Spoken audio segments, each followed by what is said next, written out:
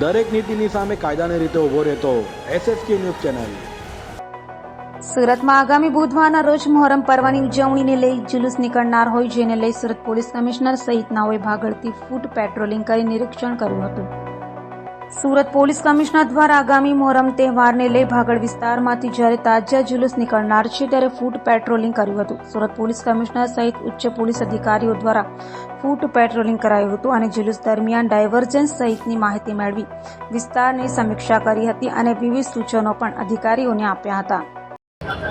भागड़ 4 रस्ता पर मैं लोग जो આવતીકાલે અને કતલના રાત મોહરમના તહેવાર નિમિત્તે અને પરમ દિવસે जो है મોહરમમાં તાજિયાના જો જુલુસ નીકળવાના છે આ વિસ્તારમાં, તો બધા પોલીસ અને અમે લોકો બધા પેટ્રોલિંગમાં ફૂટ પેટ્રોલિંગ જગ્યાઓ ઉપર અંદર ગલીઓમાં ક્યાં જશે, કઈ રીતે રૂટ રહેશે, અમારા ડાયવર્ઝન ક્યાં કરવાના છે એના બધા સમીક્ષા કરવા માટે બધા અધિકારીઓ અને માણસો અહીંયા આવ્યા છે।